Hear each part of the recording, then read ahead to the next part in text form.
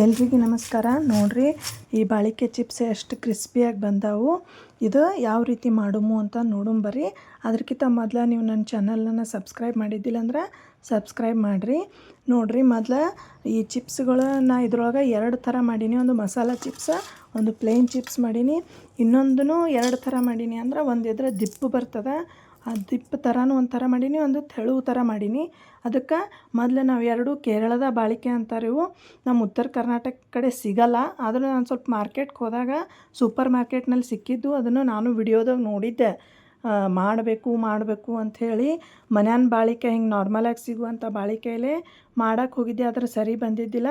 ಅದಕ್ಕೆ ಮಾರ್ಕೆಟ್ಗೆ ಹೋದಾಗ ಸಿಕ್ಕಿತ್ತು, ತೊಗೊಂಡು ಬಂದೀನಿ. ಟ್ರೈ ಮಾಡಮು ಅಂತ ಮಾಡಿದೆ. ಚೆನ್ನಾಗಿ ಬಂದಿತ್ತು. ಈ ಬಾಳೆಹಣ್ಣನ್ನು ಸ್ವಚ್ಛಂಗೆ ತೊಳ್ಕೊಂಡು ಈ ರೀತಿ ಎಲ್ಲ ಸೊಪ್ಪಿ ಸುಲ್ಕೋಬೇಕು. ಸ್ವಚ್ಛಂಗೆ ಈ ಸೊಪ್ಪಿ ಸುಲ್ಕೊಂಡು ನಾನು ನೀರೊಳಗೆ ಇಡ್ತೀನಿ, ಅದು ಸ್ವಲ್ಪ ಕರ್ರಗಾಗ್ತದೆ ಅಂಥೇಳಿ. ಆಮೇಲೆ ಈ ಕಡೆ ಒಂದು ಬಟ್ಟಲ್ದಾಗ ಅರಿಶಿನ ಪುಡಿ, ಉಪ್ಪು, ನೀರು ಹಾಕಿ ಇಟ್ಬಿಡೋಮು. ಆಮೇಲೆ ಈ ಕಡೆ ಎಣ್ಣೆ ಕಾಯ್ದ ತಕ್ಷಣ ಸ್ವಲ್ಪ ಬಿಸಿ ಬಿಸಿ ಎಣ್ಣೆಯೊಳಗೆ ಈ ಚಿಪ್ಸನ್ನು ಬಿಡಬೇಕು. ಈಗ ನಾನು ಥಿನ್ ಸ್ಲೈಸ್ ಹಾಕಿ ಕಟ್ ಮಾಡಕತ್ತೀನಿ. ನೋಡಿರಿ, ಯಾವ ಥರ ನೀವು ಬೇಕಂದ್ರೆ ತಟ್ಟೆ ಒಳಗೆ ಚಿಪ್ಸ್ ಮಾಡಿಕೊಂಡು ಅದರೊಳಗೂ ಹಾಕ್ಕೋಬೋದು.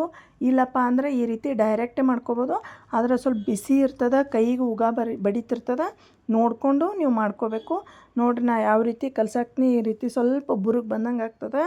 ಇದಕ್ಕೆ ಈಗ ಸ್ವಲ್ಪ ಫ್ರೈ ಆದಮೇಲೆ ನಾನು ಉಪ್ಪು, ಅರಿಶಿನ ಪುಡಿ ಹಾಕಿ ಏನು ಕಲಿಸಿಟ್ಟಿದ್ನಲ್ಲ ಆ ನೀರು ಒಂದು ಹಾಫ್ ಸ್ಪೂನಷ್ಟು, ಒಂದು ಸ್ಪೂನ್ದಷ್ಟು ನಾನು ಹಾಕ್ತೀನಿ. ಅಂದ್ರೆ ಅದಕ್ಕೆ ಕಲರ ಮತ್ತು ಉಪ್ಪು ಸಾಲ್ಟೆಡ್ ಆಗ್ತದೆ ಒಂದು ಸ್ವಲ್ಪ.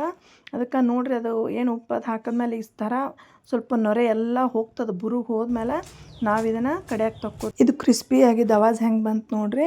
ಈಗ ನೆಕ್ಸ್ಟ್ ನಾನು ಇನ್ನೊಂದು ಬಾಳೆಹಣ್ಣು ಸ್ವಲ್ಪ ದಿಪ್ಪಾಗಿ ಮಾಡ್ಕೊಳಕ್ತೀನಿ. ಸ್ವಲ್ಪ ತಿನ್ನ ಬದಲಿ ಥಿಕ್ಕಾಗಿ ಈ ಸ್ಲೈಸನ್ನು ಮಾಡ್ಕೋತಾ ಇದ್ದೀನಿ. ನೋಡಿರಿ, ಈ ರೀತಿ ಸ್ವಲ್ಪ ಬಿಸಿ ಇದ್ದಾಗ ಹಾಕಬೇಕು.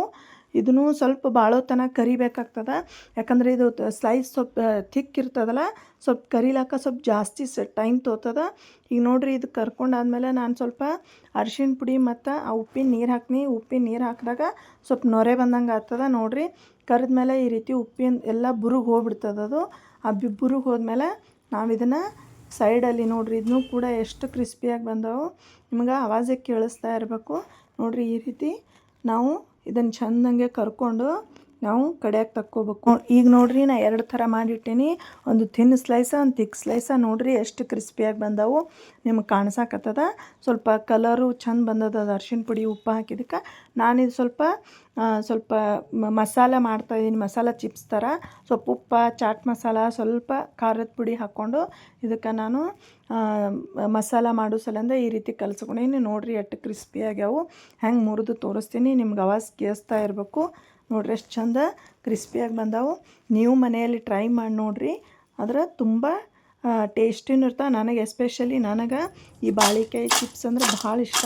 ಅದು ನಾನು ಟ್ರೈ ಮಾಡಬೇಕು ಅಂತಿದ್ದೆ. ಅದು ನನಗೆ ಈ ನಮ್ಮ ಉತ್ತರ ಕರ್ನಾಟಕ ಭಾಗದಾಗ ಈ ಬಾಳಿಕಾಯಿ ಸಿಗಲಾರ್ದಕ್ಕೆ ನಾನು ಬಿಟ್ಟಿದ್ದೆ. ಈ ರೆಸಿಪಿ ನಿಮ್ಗೆ ಇಷ್ಟ ಆದರೆ ಒಂದು ಲೈಕ್ ಮಾಡಿ, ಶೇರ್ ಮಾಡಿ, ಹಾಗೆ ನನ್ನ ಚಾನಲನ್ನು ಸಬ್ಸ್ಕ್ರೈಬ್ ಮಾಡೋದನ್ನು ಮರಿಬೇಡಿ.